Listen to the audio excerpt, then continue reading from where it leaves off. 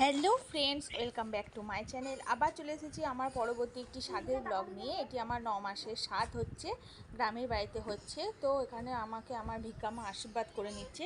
তো 9 মাসের স্বাদও আমার শ্বশুর বাড়িতে হচ্ছে।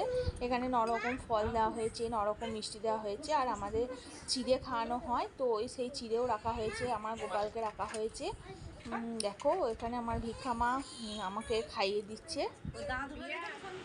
এই স্বাদের আগে আমার খুব শরীর খারাপ হয়ে গেছিলো, আমাকে নার্সিংহোমে অ্যাডমিট হতে হয়েছিল। তো তার জন্য আমার শরীরটা খুবই খারাপ ছিল, আমার মুখে চোখেও তার ছাপ পাওয়া যাচ্ছে। দেখো ভিকামা আমাকে ফলটা হাতে ধরিয়ে দিচ্ছে। তো আমাদের 7 মাসে আঁচলে দেয় ও 9 মাসেতে হাতে ধরিয়ে দেয়। তো এই হচ্ছে নিয়ম। তারপরে সবাই একে একে, আমাদের বাড়িতে অনেক লোকজন আছে, তো আমাদের বাড়ির আত্মীয়রা আমাকে একে একে সবাই আশীর্বাদ করে নিচ্ছে। প্রচুর আত্মীয় আছে আমাদের। তো এই স্বাদের সময় আমার শরীরটা খুবই খারাপ হয়ে গেছিলো। তো তবুও আমি এসেছিলাম গ্রামের বাড়িতে, এসে আমার স্বাদ হয়েছিল। কারণ আমার যদি আমি যেখানে থাকি সেখানে যদি স্বাদটা হতো, তাহলে কি হতো বন্ধুরা, এত আত্মীয় স্বজনের সবারই আশীর্বাদ আমি পেতাম না। তো ওখানে গেছিলাম, সেহেতু সবার আশীর্বাদ পেয়েছিলাম, সবাই আমাকে আশীর্বাদ করতে পেরেছিল।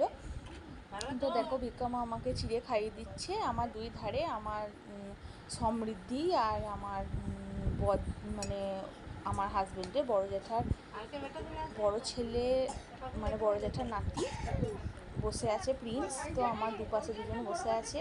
এরপরে একে একে সবাই আশীর্বাদ করতে আসছেন। তো 9 মাসের স্বাদের পরে আমার ঘরেতে, তো গলসিতে দিদিভাই একটা ছোট্ট করে খাওয়া দাওয়ার আয়োজন করেছিল। দিদিভাই যেহেতু আমাদের 9 মাস আমাদের বাপের বাড়িতেও স্বাদ আছে, তো দিদিভাই বলেছিল যে ঠিক আছে, ওখানে যখন সব রিচুয়ালস হয়ে গেছে, খাওয়া দাওয়াটা বেশ ভালো করে সাজিয়ে গুজিয়ে খাওয়া দাওয়া, ফটোশ্যুট, এগুলো আমরা গলসিতেই করবো। তো দিদিভাই এসে গলসিতে করেছিল, কারণ আমি খুব কমপ্লিকেশন চলছিল, আমার সব সময় সব জায়গায় যাতায়াত করা আমার পক্ষে সম্ভব হয় নাই, মানে প্রেগনেন্সিতে হয়নি। তো সব জায়গায় আমাকে গাড়ি করেই নিয়ে যেতে হচ্ছিলো, সেই জন্য খুব কম জায়গায় আমি যাচ্ছিলাম, মানে একদমই যাতায়াত করছিলাম না বাড়িতে, শুধু ডাক্তার দেখানো, রিপোর্ট করা ছাড়া। তো এই শুধু এই স্বাদের দিনকেই যা একটু নিয়ে এসেছিলাম, গ্রামের বাড়ি এসেছিলাম। তো দেখো এখানে আমার বড়দি আমাকে আশীর্বাদ করে নিচ্ছে, মানে আমাদের বাড়ির আমাদের ফ্যামিলির সব থেকে বড় বউ, মানে বড় জ্যাঠার বড় ছেলের বউ। তো উনি বড়দি হয়, আমার আশীর্বাদ করে নিচ্ছেন। একে একে সবাই আমাকে আশীর্বাদ করে নিচ্ছে। এরপরে ছোটো মা আসছে আমায় আশীর্বাদ করতে, আমার বাড়ির ছোটো মা, মানে আমার হাজব্যান্ডের ছোটো কাকু, ওনার ওয়াইফ, মানে আমার ছোটো মা হচ্ছে। তো দেখো আমার পেটটা অনেক বড় হয়ে গেছিলো, এবং আমার ওই পেটটা হেঁট করে করে প্রণাম করতে খুবই অসুবিধা হচ্ছিল। তবুও যেহেতু রিচুয়ালস আর আশীর্বাদেরও ব্যাপার আছে, তাই প্রণামটা সেরে নিচ্ছিলাম। ছোটো মা আমাকে আশীর্বাদ করে নিচ্ছে। তো আমি বহুত দিন পরে তোমাদের সাথে ব্লগগুলো শেয়ার করতে পারছি, তার জন্য আমি খুবই দুঃখিত। তো যেহেতু হাতে সময় না থাকায়, আর ছোট ছেলে নিয়ে মানে একার ঘরেতে খুবই, মানে একদমই টাইম পাই না, তার জন্যে তোমাদের সাথে শেয়ার করতে খুবই দেরি হয়ে গেল। যখন যেরকম সময় পাচ্ছি তখন সেরকম শেয়ার করছি। তো তোমরা প্লিজ আমার পাশে থেকো, বহু কষ্ট করে আমি এই ব্লগগুলোকে এডিট করে তোমাদের সামনে উপস্থাপন করছি, তো বহু কষ্ট করেই করছি। তোমরা পারলে একটু আমার পাশে থেকো বন্ধুরা, একটু ভিডিওগুলো দেখো, একটু লাইক করো, যদি ভালো লাগে অবশ্যই লাইক করো। আরও পরবর্তী টাইমে ভালো ভালো ভিডিও নিয়ে আসার চেষ্টা করব। আমার ছোট্ট ছানার কিছু কিছু ছোটো ছোটো মুভমেন্ট, কী করছে না করছে, সেগুলো নিয়ে আসার চেষ্টা করব তোমাদের কাছে।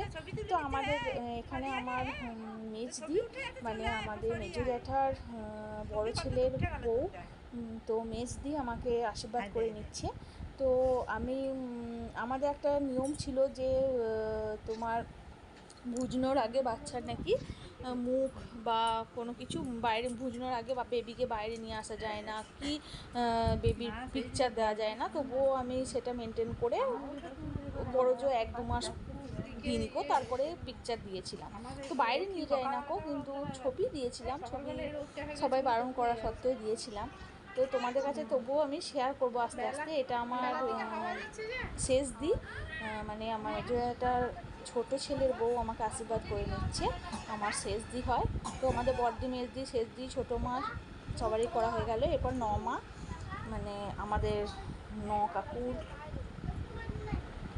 বৌমা, মা আমাকে আশীর্বাদ করে নিচ্ছে।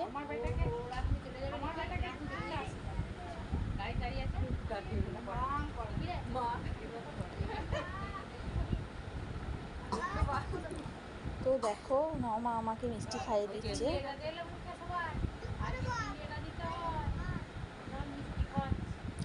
এরপরে আমি তোমাদেরকে আমার দিদিভাই যে ছোট্ট করে খাওয়া দাওয়ার একটা আয়োজন করেছিল সেটার একটা ব্লগ নিয়ে আসতে চলেছি। আমার পাশে থেকো এবং পরবর্তী ব্লগের জন্য অবশ্যই তোমরা অপেক্ষা করতে থাকো।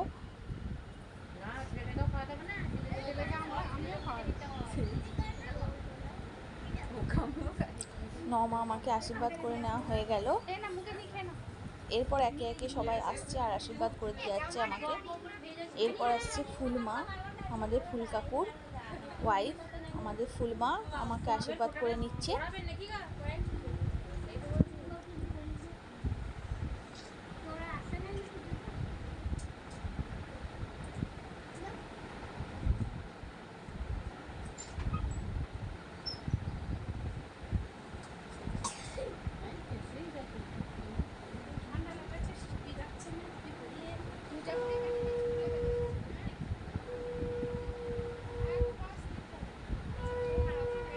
তোমাদের সকলের স্বাদ কেমন কেটেছিল, কিভাবে কাটিয়েছিলে তোমরা আমার সাথে একটু কমেন্টের মাধ্যমে শেয়ার করবে। আমাদের স্বাদ দিয়ে ভালো কিছু করার ইচ্ছা থাকলেও আমার মায়ের শরীর বিশেষ অসুস্থ হয়ে পড়েছিল। আমার যখন 4 মাস হচ্ছে তখন আমার মায়ের স্ট্রোক হয়। তো আমার মা খুবই অসুস্থ হয়ে পড়েছিল, যার জন্যে আর আমিও আবার 9 মাসের আগে, ঠিক আগে, তো 8 মাসের শেষ টাইমটা করে একদম প্রচণ্ড শরীর খারাপ হয়ে গেছিলো। আমিও অ্যাডমিট ছিলাম। তো দুজনারই খুব শরীর খারাপ থাকায় আমার শাশুড়ি মারও শরীরটা খারাপ ছিল, বিশেষ ভালো ছিল না। তো আমাদের সকলেরই শরীর খারাপ থাকায় স্বাদের অনুষ্ঠান সেইভাবে জাঁকজমক করে হয়ে ওঠেনি। তবুও যেটুকু যেই রিচুয়ালসগুলো অন্তত করা দরকার, লোক সকলের আশীর্বাদ নেওয়া দরকার, সেই রিচুয়ালসগুলোই হয়ে উঠেছিল।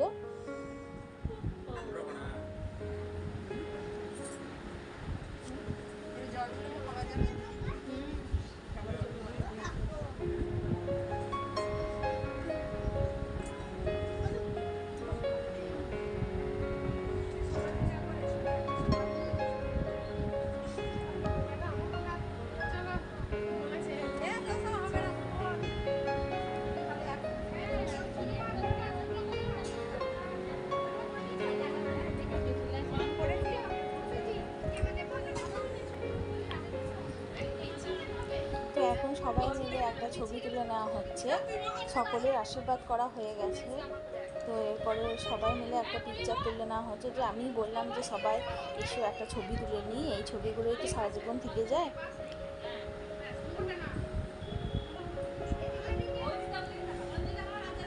আমাদের ফ্যামিলি এত বড় বন্ধুরা, শ্বশুরবাড়ির ফ্যামিলি, যে আমাদের ফ্যামিলির লোকজনদের ডাকলেই আমাদের একটা বড় অনুষ্ঠান হয়ে যায়, মানে এরকম হয়ে যায়। তো এত লোকজন আমাদের ফ্যামিলিতে, তো তবুও এখনও অনেকজনাই অনুপস্থিত।